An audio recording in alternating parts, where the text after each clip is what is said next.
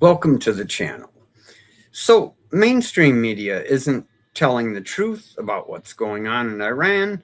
Let me kind of explain what I've discovered. So, 5 days ago, Iranian state-aligned political expert Kanani Maghadam made this statement on Iranian TV.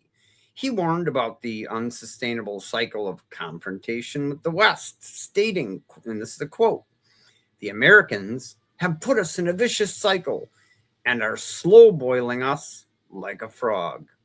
Okay. Besides that, the Iranians have secretly went to, and I'll show you this, they secretly went to back channels and asked to be basically given a 10-day grace period. So Iran secretly submitted a proposal for a 10-day ceasefire while under intense U.S. strikes. That's from the Jerusalem Post, but you can find it all over. That's just one example.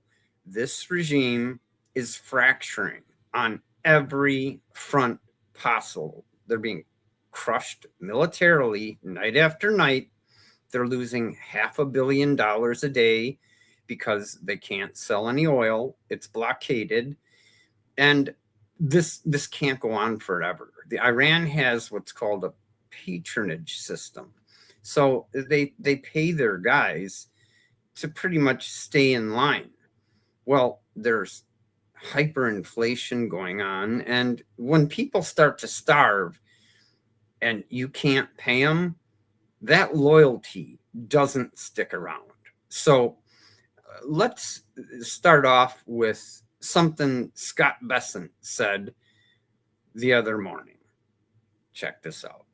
Well, the Chinese in general, because of the prices and because they have a very large strategic petroleum reserve, have dropped their purchases of crude over the past few months by about 40%, and that's directly pressuring the Iranian regime. And we put the blockade back, and I tell you, the blockade is powerful financially, but I think it's also very powerful psychologically. It cuts Iran off from the rest of the world, and we also had the ability to interdict the Iranian dark fleet once they are out in the Pacific.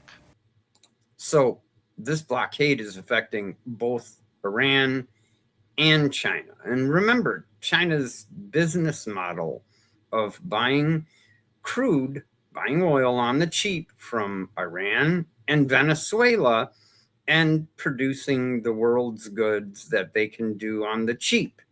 And that is broken down. So, take a look at this right here, because a lot of people are saying this, and this could very well be true. The Iran strike is all about China. And I guess the point here would be we've taken Iran and Venezuela away from China. 40% of the oil they were buying, China was from Iran, they're not buying anymore. And Iran has no money without China's business. Now, let me show you just a little bit of what's went on in the last 10 nights of bombings, because that's all part of this. Check out this video. This is just from the last 36 hours.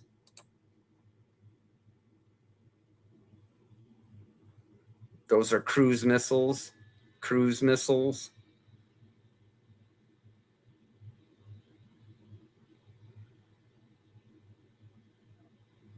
We sent over 100 Tomahawks the other night.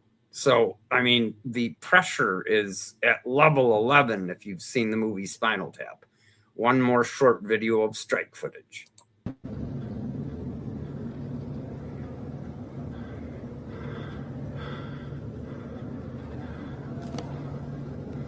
Now, I guess the point here would be when Trump said he was going to punish them. He is punishing them.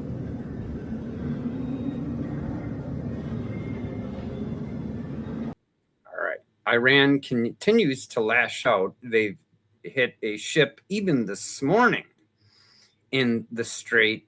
They're taking pot shots from all different places in the country. It's a very big country geographically, plus it has 90 million people. And they had, I don't know, 50,000 drones, 15,000, 20,000. I mean, you don't really know how many ballistic missiles. And we're chipping away at that. But that's just one of like 4 pieces of this that are all converging to assure that Iran cannot survive what's going on. And stick with me, because this is what no one's talking about on the news. They haven't shut the Strait down. Since the beginning of May, 450 million barrels of oil have traveled down the Strait, and 900 commercial vessels have sailed. Okay. There's basically a 6 months of extra pay being given to crew members, and then something even more being done for captains who will sail the Strait, and they're doing it. So the IRGC, that $500 million a day, I mean, keep that in context, that they're not getting, that starts to add up. Now, let's get into a little bit of Iran's leading economists warned Monday that the renewed conflict with the U.S. risks pushing the country long festering economic problems into a more dangerous phase, arguing that inflation is becoming increasingly difficult to contain. And former presidential advisor Masoud Neely delivered one of the starkest assessments, warning that Iran's economy was moving from a chronic but manageable malaise, and this is a quote, into an active crisis. So these are mullahs criticizing mullahs on state TV. You're not hearing about that. You're not hearing about the secret back channel request for a 10-day ceasefire. And we all know why they want that, so they can reconstitute and try to save some of their weapons that Trump is destroying every single day. So years of structural mismanagement, he said, were now visibly breaking open, while inflation had entered a more slippery phase in which subsidies and social safety nets were no longer sufficient to protect household welfare. Their bottom line, 260% collapse in Iran's currency in the last 3 years. And the IMF, or the International Monetary Foundation, puts Iran's inflation in 2026 at 69% higher year over year, just in the last year. So the Iranian people can no longer afford to live. So that small protected class, the patronage class in the military, the IRGC that was getting paid, there's no money to pay them either anymore. Hungry people, like I said before, they don't stay loyal indefinitely. The mullahs, as I said, they're openly on Iranian state TV fighting with each other. We've never seen that before. So what Trump is doing is fracturing the regime on multiple levels. Well, let's get into that, because that's important. On the streets of Iran, there are coordinated protests in different provinces going on today, every day, marching against hyperinflation. Medical staff is walking out over months of unpaid wages, and housing applicants are staging sit-ins. Plus, we've had the bloodiest protests since '79, where somewhere between 30 and 55,000, depending on whose numbers you want to believe, people were, voted off the island by the IRGC. So these people, even under gunfire, are continuing to not settle for what their government is giving them. The regime is collapsing in real time. And here's the big point here. They're collapsing militarily, politically, economically, and socially. Okay? And analysts are describing this as a full-blown structural collapse. No regime can retain power when all these are happening simultaneously. And that's the point here. All of this, the continued bombings, the political, economic, and social upheaval all at once is fracturing. The mullahs are fighting amongst themselves when that never happens. And you've got, one of the highest level political people saying on national TV that America is slow boiling them like a frog. My whole point here is this can't last forever. It looks to me like the stance that Trump has taken is going to end off paying out. People are the people of Iran are going to have to make a deal at some point that they'll live by, and that will include no nuclear weapon. And that's the whole point here. You can't have a theocratic regime who believes that, the apocalypse has to happen and then the 12th Imam's going to come back, which is their savior. People who believe that kind of stuff will definitely be the ones to launch a nuclear weapon. So I think it would be prudent not to let them have one.